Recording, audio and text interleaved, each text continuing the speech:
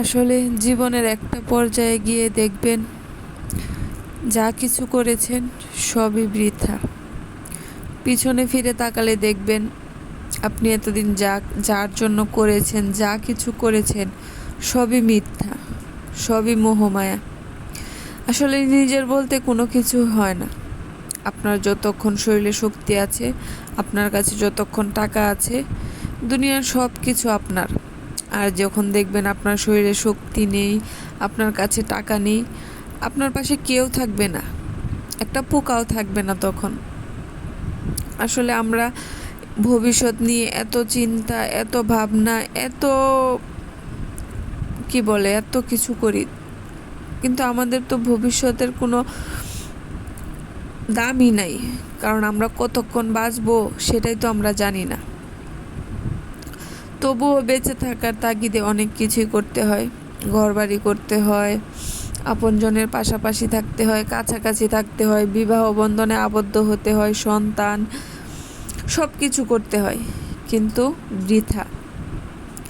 আজকে যদি আপনি মারা যান, কালকে আপনাকে কেউ মনে রাখবে না।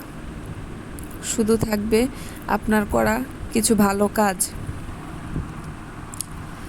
আপনি যতটুকু ভালো কাজ করবেন, মানুষ আপনাকে ততটুকুই মনে রাখবে, এর বাইরে এক ফোঁটাও মনে রাখবে না।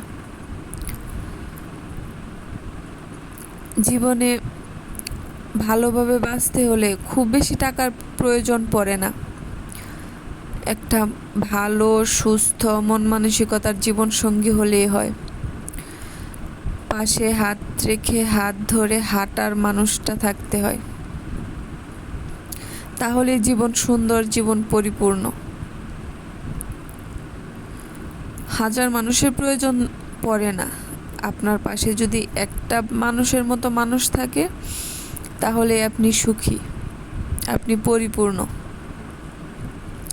যে মানুষটা আপনার যৌবনকালে হাত ধরেছে, সেই মানুষটা যদি আপনার বৃদ্ধকাল পর্যন্ত হাত ধরে থাকে না, তাহলে আপনার কোনো কিছুরই প্রয়োজন পড়বে না।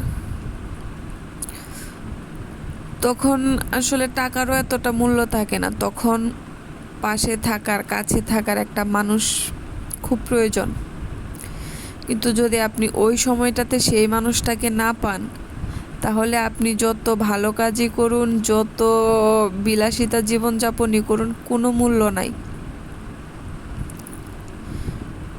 সবচেয়ে বড় কথা, নিজেকে ভালোবাসতে হবে, নিজেকে মূল্য দিতে হবে, নিজের পাশে নিজেকে থাকতে হবে, তবেই না অন্য কেউ আপনার পাশে থাকবে। তো আজকের ভিডিওটা কেমন লাগলো আপনাদের অবশ্যই কিন্তু কমেন্ট করে জানাবেন। তো এখানে আমি শুটকি মাছ ভর্তা করছিলাম। শুটকি মাছ ভর্তা করতে করতে আপনাদের সঙ্গে কথা বলতে বলতে প্রায় আমার শুটকি ভর্তাটা তৈরি হয়ে গেছে। তো শেষে আমি একটু লেবুর রস উপর দিয়ে দিচ্ছি, এতে করে টেস্টটা অনেক বেশি ভালো আসে। তো আমি খুব বেশি ঝাল খাই না, তার জন্য খুব বেশি ঝাল দিয়েও নি। আমি ছোটোবেলা থেকে অনেক বেশি ঝালকে ভয় পাই, তার জন্য খুব কম ঝাল দিয়ে ভর্তাটা বানিয়েছি। তবে ভর্তাটা কিন্তু বেশ মজা হয়েছিল। তো ভর্তা মাখানোর শেষে উপর দিয়ে একটু সরিষার তেল দিয়ে দিলাম।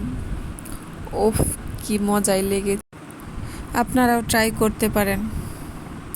তো ভালো থাকবেন সবাই, আর আমার জন্য দোয়া করবেন। আল্লাহ হাফেজ, আসসালামু আলাইকুম।